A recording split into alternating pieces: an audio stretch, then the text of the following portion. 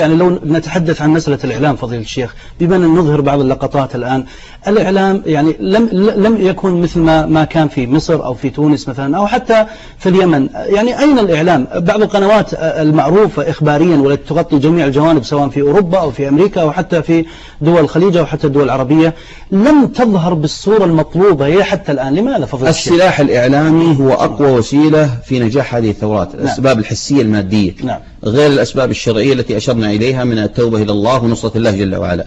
فلا بد من سلاح، والسلاح الإعلامي أثبت قوته وأنه أقوى من السلاح العسكري.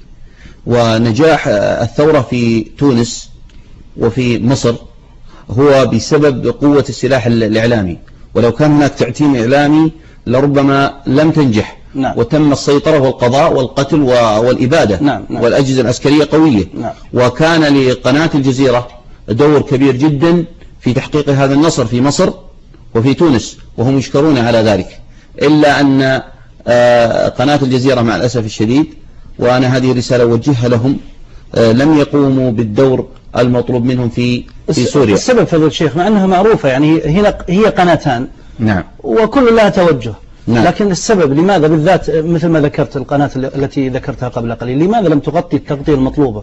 هل هناك تشويش مثلا؟ هل هناك تعتيم؟ هذا والله لا شك عندي أن هذه الوقفة، وقوف قناة الجزيرة مع النظام البعثي، مع نظام بشار ضد الشعب السوري، هل هي متواطئة مثلا؟ المسألة واضحة أوضح من أن السبب فضيلة الشيخ يعني لماذا؟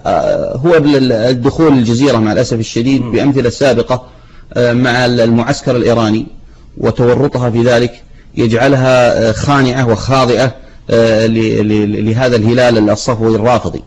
ولا تستطيع لا مع حزب الله ولا مع سوريا ولا مع إيران ولذلك هي غير حيادية في هذا الباب، بل تقف معهم ضد الموقف الشعبي وضد الشعوب. وأنا أقول هذه يعني سقطة مهنية، بل انحراف مهني عظيم جدا وخطير، ونعتبر أن يعني قد هذا يذهب أجرها يعني وشكر الناس لها. والقناة الثانية فضل الشيخ هي قناتها معروفة يعني بإبراز جميع الأخبار في جميع مناطق العالم. نعم، تقصد إذا كنت تقصد العربية فنحن لا نجني من الشوك العنب عموما، لكن العربية على حالها يعني المعروف، إلا أن موقفها أفضل بعشرات المرات في القضية السورية وفي الثورات السورية من الجزيرة. وأنا أقول للجزيرة يعني كيف تسقط هذا السقوط الخطير المخيف؟ لا بد أن تتدارك الوضع. وهل يمكن أن يكون حتى الداخل في القناة أن يكونوا والمقدمون والمذيعون وأهل الفكر وأهل الفهم وأهل الإدراك وبعضهم من سوريا وبعضهم يدرك هذا الخطر ويدرك أن هذه الثورة ستغير المعادلة في المنطقة وأنها سترفع ظلما عظيما عن الأمة وعن البلد وعن المجتمع، وسيتحقق بحفظ الأمن ليس في الداخل السوري بل حتى في الخارج.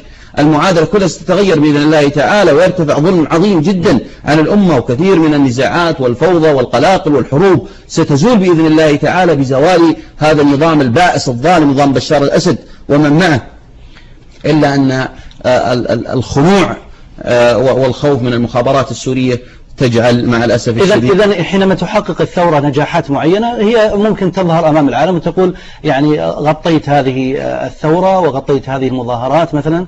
تعتقد هذا فضل الشيخ حينما تنجح الثورة يعني وتحقق ما تريد؟ أنا لم أفهم ما تقصد. يعني أقصد حينما تنجح الثورة وتحقق ما تريد تظهر تلك القناة أو الأخرى وتقول نعم غطينا وعملنا وبذلنا. يعني تقصد أنها ستقطف ثمرة. نعم. على كل حال الناس يعرفون الواقع. والمسألة ما تحتاج أن تقال، فالناس يشهدون لها بما قامت به في مصر وتونس. ويشكرونها على ذلك ولا يخالف في ذلك أحد. لكن في سوريا أنا أتوقع أنها ستلحق بالركب قهرا، فكونها تبدأ من الآن خير لها من أن تأتي يعني مع آخر الناس. وليس مسألة تخلف، المشكلة فيه مناصرة للنظام. هذا الموقف المخزي مناصرة للنظام البعثي الظالم ضد الثورة السورية. يعني كل المبادئ، وين المبادئ التي ينطقون بها ليل نهار؟